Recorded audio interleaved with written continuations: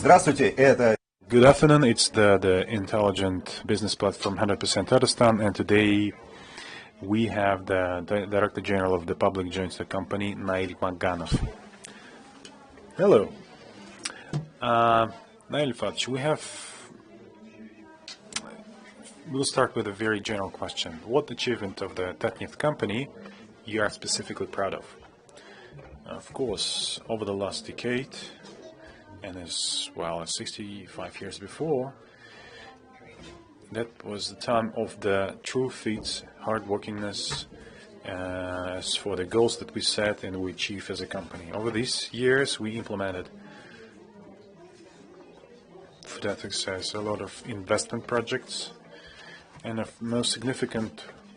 of the most significant for us is that are important as the oil refinery Tanaco petrochemical factory, and we invested more than 350 billion rubles. That's the project that started from the scratch in the field, and thanks to the courage and wisdom of the Tatarstan leadership, we successfully achieved and implemented the project with a due consideration of the situation in the country we had at that time, but thanks to the support of the President Putin, let us develop our own refining facilities and refine it in the Republic, and the Tatarstan leadership supported this idea, and Tatneft said, yes, we'll do that, and now in the field we have the beautiful petrochemical facility, and truly the pearl that the Republic and the whole Russian Federation could be proud of.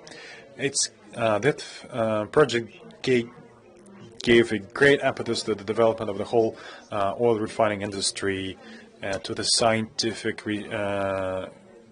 surveys, the research, training the personnel, the project that you could be really proud of. And the second project, we were considering the bitumen oil reserves for quite many years, and we were trying to approach it from different perspectives, and I wrote in some articles, papers on that it's not ecologically relevant, it's not efficient in the work of our scientists, our workers, oilmen, and of all our team members. We speak about the fact that 10 million bitumen oil were produced. It's actually the very good results for the economy of the Republic and the whole country for the future, taking into account that the bitumen oil reserves amounts to the 100 years perspective, maybe even more years. It all depends on how we work and that foundation that we lay. I mean, the scientific R&D projects, the culture of exploration to recognize something new, improve the efficiency. It is actually broadening this horizon and pushing the limit forward, And for now, we physically don't know where the limit. Probably the sky is the limit. It's very hard to digitalize it. We can do some qualitative assessment of it, but it's hard to do it, to put it in numbers, because every day we need something new. We acquire new skills, new techniques. We're becoming more courageous day after day to achieve new heights and new goals, and now it's all developing exponentially. I think that in terms of new reality, we actively introducing digital transformation and 4.0 industrial revolution, and we have the digital twins of all the facilities we have. And what is gratifying to me, I'm the mountain engineer, and the fact that we'll finish twin engines of all our oil fields. It was tremendous. It required tremendous work to process huge amount of data. And we even used a supercomputer, but these supercomputers failed to process all that data. And we created brand new areas of operation. We trained the specialists, and there were a lot of young people who joined our company that are thinking out of the box, this unconventional approach by physicists and paleontologists, engineers, mathematicians, chemists, that together with us create new understanding and the way we perceive these oil fields. It's also ensure confidently looking at the future to be efficient in the long-term perspective. It's actually broadening our horizons and giving us the new understanding of natural resources our country has, and actually improve the efficiency. And these are only a few of the projects that I can now remind of now. Yes, it's clear. I just would like to clarify that the existing tax manure provides the environment when only vertically integrated companies are efficient. And you decided to invest in oil refining, which leads to a growth in the company's capitalization. Is it so? But not necessarily, absolutely. Yes, of course, we invest in oil refining. It helps improve the sustainability of our company, because if one business goes down, the second business goes up. And in general, it improves our situation, but at some stage we formed an investment potential in our company, and we evaluated our purpose potential. We got a signal from the government to the business, like tax preferences. I would not call it preferences. They created a tax environment in which it is beneficial to invest in oil refining. Yes, this is exactly what I meant. It was at the start stage, but then changes were introduced to the taxes. Some of my colleagues even have calculated 24 changes, but anyway, we have started all this project. We have identified the skills and the conditions how to develop oil refining in the right and efficient way. And even today, in such hard conditions, we prove to be efficient in terms of oil refining. I was preparing for this interview and read about Tatneft a lot, also about your plans to enter Kazakhstan market and build some plants there. What are your goals for the next 10 years? If we speak about important projects, we have a 2030 development strategy. It is directly related to the oil production issues. Today we are going to increase oil production to 40 million and above, and to develop our production assets, our base, our research potential, and what I already mentioned, informatization and staff training.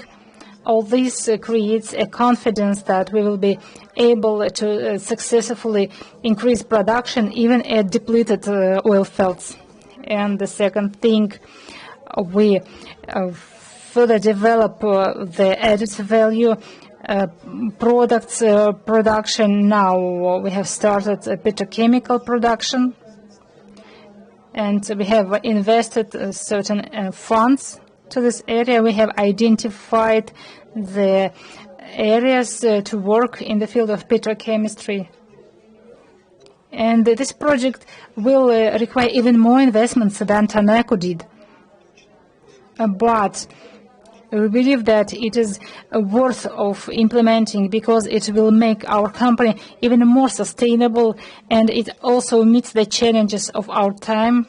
And this helps us respond to the signals coming from the government. And in addition, we have formed a certain excessive potential. We built a tire business connected to oil refining. We developed oil production, and we did all this successfully. Therefore, we have accumulated huge potential, which we believe shall be open to the whole world. We shall push the limits and cooperate with the countries where our expertise can be useful. That's why it is Kazakhstan, Uzbekistan. That's why we think about implementing projects there. Because for us, these countries are close in terms of mentality and culture. And we attended the same universities with the government of those countries. We speak the same language. And in addition, we have projects in North Africa. And as far as Central Asia is concerned, Iran, Libya, Syria, We are confident that finally peace will come there.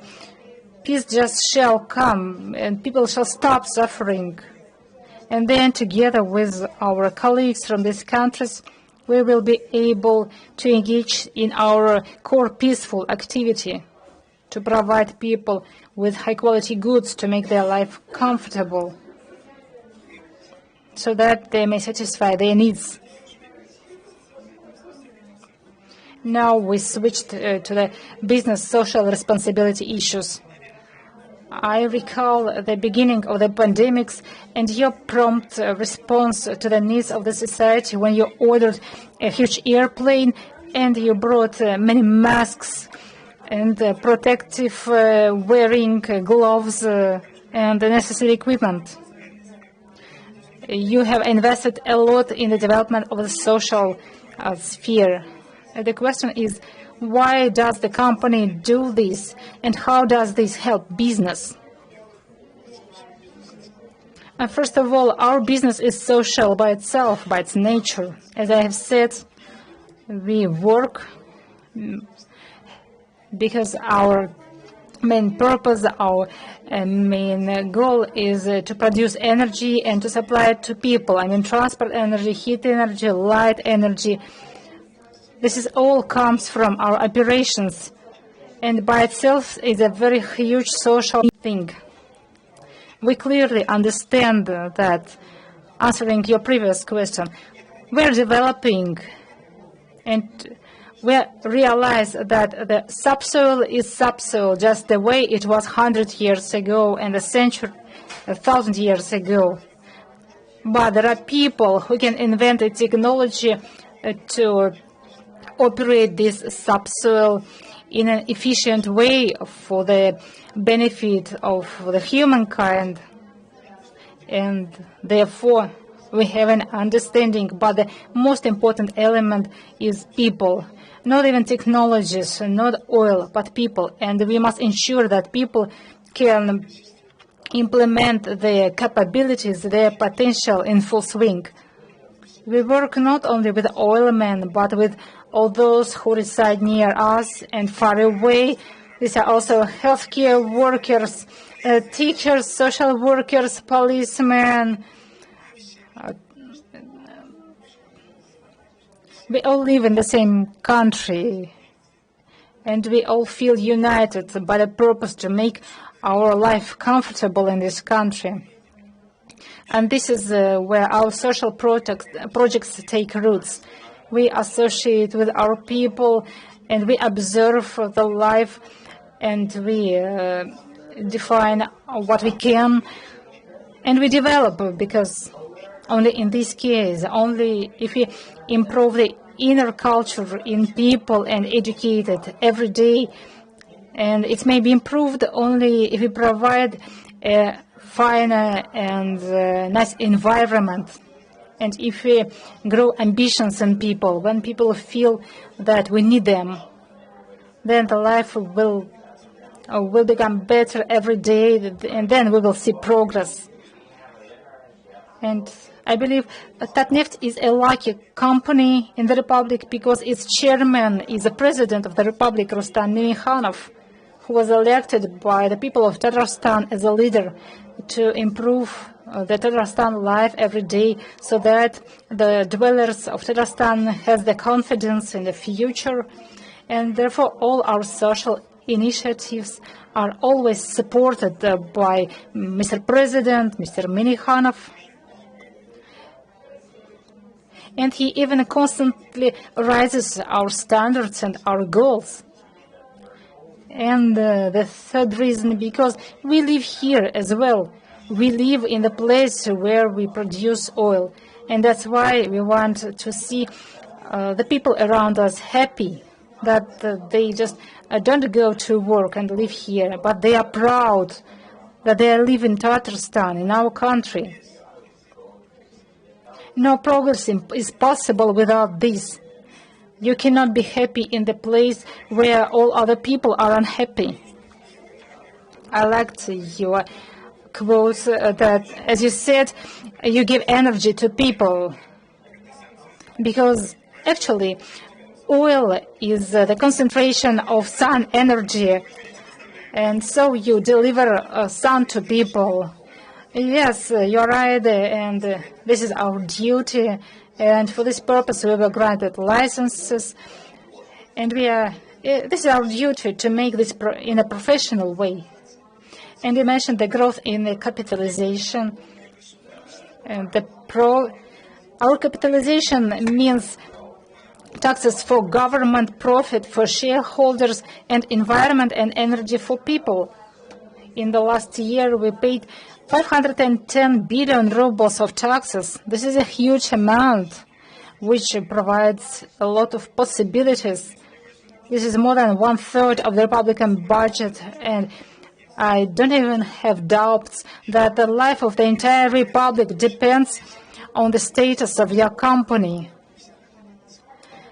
We know that there is a legislation to which we must comply, and we must professionally perform our duties regardless of any outer developments and environment. You have mentioned such things as decarbonization, environmental friendliness, climate change. Tatneft also places a huge emphasis on such issues. How important are they? What is your opinion? All these trends, someone says this is an illusion. Others say that these are underestimated threats.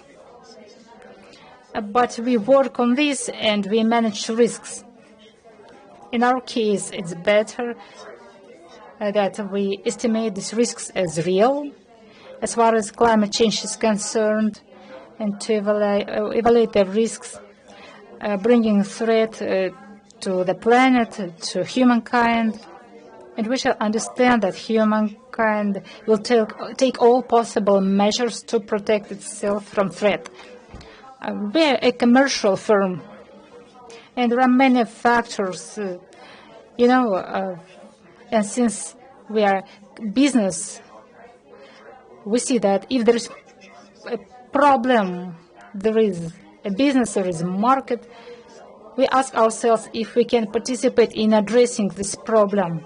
And we say, yes, we can. We have a number of processes and technologies that are both economically viable and environmentally friendly.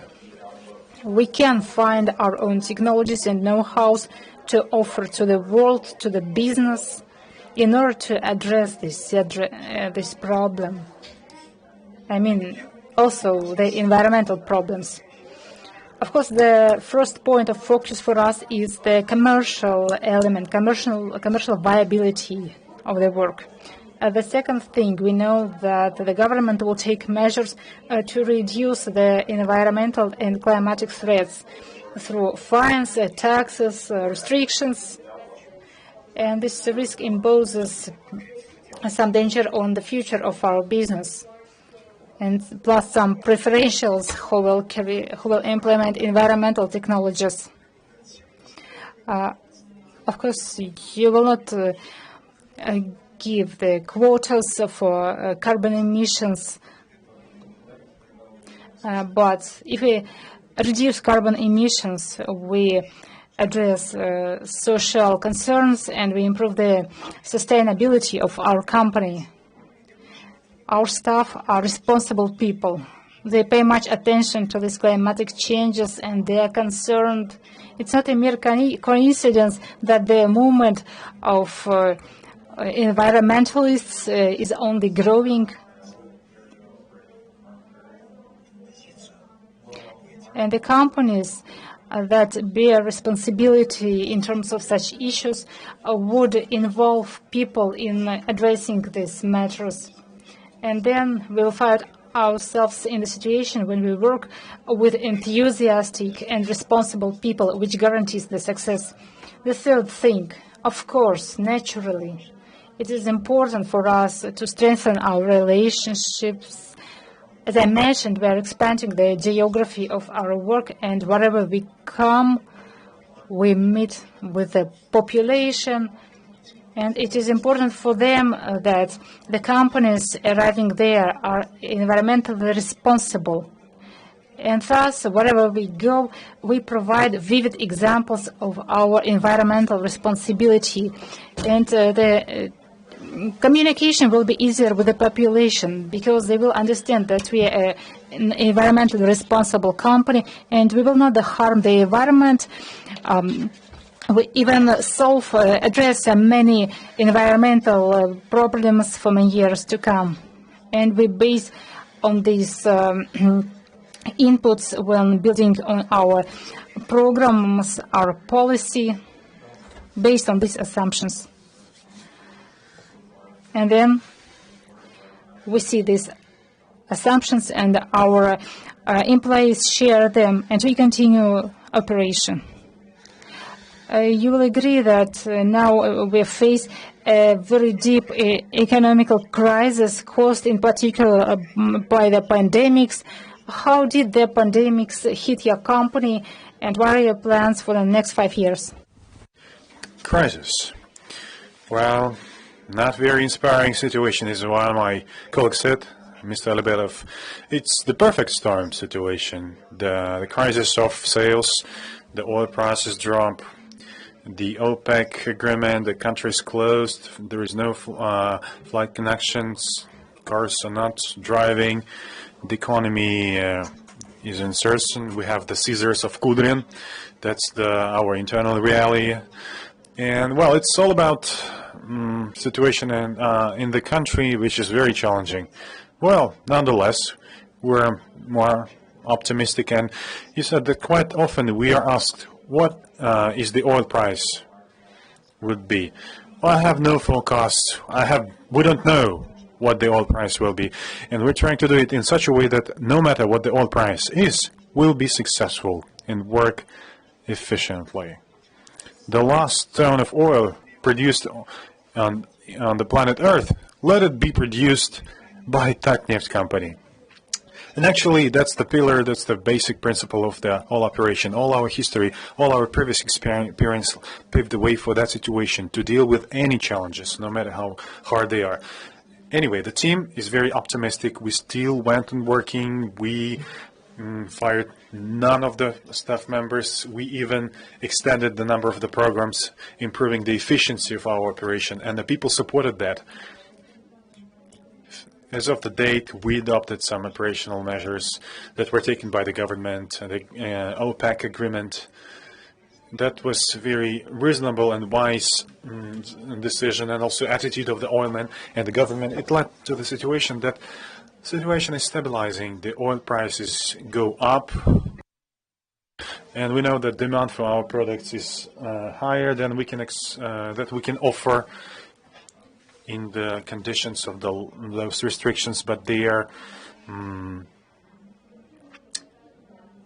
taken out. And as for the plans for the next 5 years, the first one, we have the strategy. It's up to 2038, and we set the final goals for that period in order to perform and to achieve these goals, no matter what the situation is, not to be dependent on external factors. Of course, we upgrade and also adjust our tactics. Actually, we rearrange the way we produce the oil, and we invest more into the petrochemical industry, into oil refining. And as soon as we finish projects there, we'll go back to the oil extraction. And we actively considering some new areas of production, some compounds production. So those who are that still, the crisis will kill them. And for those who are constantly developing, will find new opportunities, because the crisis actually makes you think what next steps to take, how to overcome that difficulty to do more efficient in the next day. So all those managers have certain stereotypes, those the neurons synapses, depending on the difficulties of the outside. The brain is still thinking and following this anti-crisis mode. So just be persistent in finding the ways out. No, it's all about risks, and it's all about vocation. It's our profession to deal with those challenges. Mr. Maganov, what is your opinion? Which industry of the Tatarstan economy should be in the limelight, should be given more attention. Well, what industry of the Republic of Tatarstan? I think that culture and education. That is something that, well, it's quite a surprising answer you gave. I think you would say digitalization or IT, but you say culture and education, because it will lead to some other changes.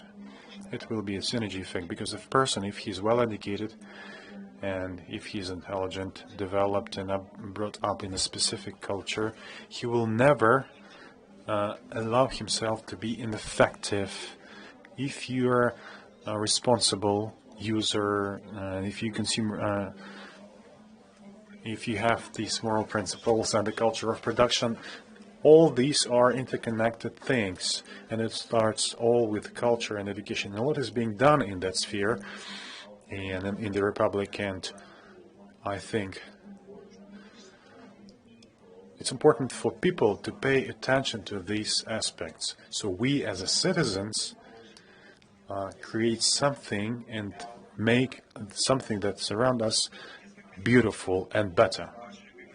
A few questions, personal questions. The places where you like taking walking tours. Where do you like to walk? Well, I don't have any specific favorite place. It all depends on the situation, on my mood. It all depends on what you are doing specifically. Sometimes you want to see something beautiful, sometimes you want to focus on some specific task, and walking is just a way to meditate and to just get some insights. Sometimes you want to spend the time and just to talk. Well, of course, I love walking, going on foot, and I perceive it as a tool, maybe not a tool, but something of a kind that helps me live the good life, the proper life. You know, we are being watched in different countries of the world. What places in Tatarstan would you recommend to visit? What are the must-see places for you? Well, walking and places in Tatarstan. So where would you recommend? Our republic is beautiful. It is a unique one. The oilmen are working in, in all kinds of places and in every crook and any. And as an oil engineer, I visited all kinds of places.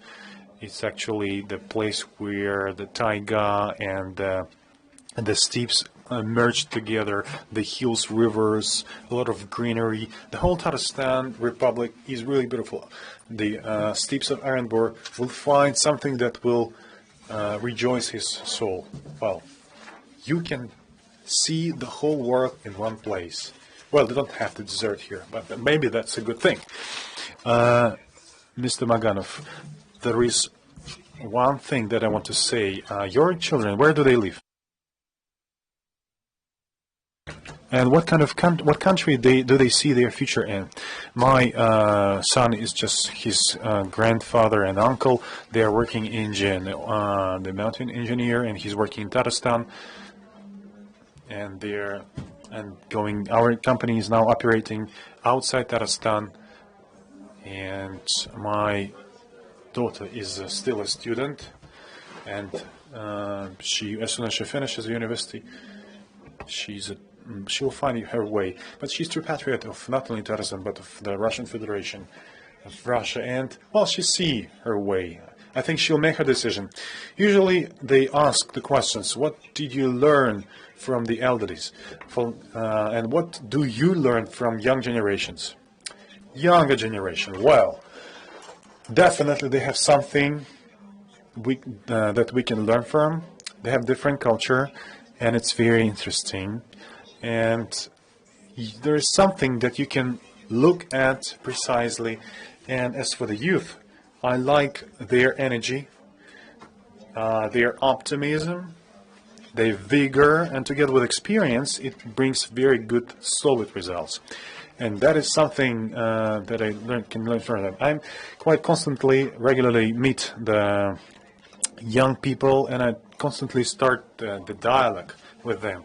And I think that's the inner need to learn something new that can further be used for the benefit of the Republic. But that's actually what they make us do. They make us changing, make us go forward, make us progress. Because, it goes without saying. There is no way out, and you are inevitably are changing, because if you are not quiet, you are constantly developing, you're finding new, something new. So, Mr. Maganov, what is happiness for you? How do you perceive this idea? Well, as this the civic or the public interview, I'll answer this question this way. We have a chance to make the life of people around us better, and it's great. That's the privilege we have. Thank you very much. That's a brilliant answer. And maybe the last question. What is the power? What is true strength of Tatarstan? I think the major asset is people that Tatarstan have. The people that share one goal, one mission, that maybe deliberately are not to make the life better. True patriots of their country. And that's major asset that we have. Thank you very much, Mr. Maganov, for that interview, and I would like to remind all our viewers that the guests of our platform, 100% Tatarstan, we have the Director General of the PGSC, Nail Maganov. Stay with us. We'll continue our program.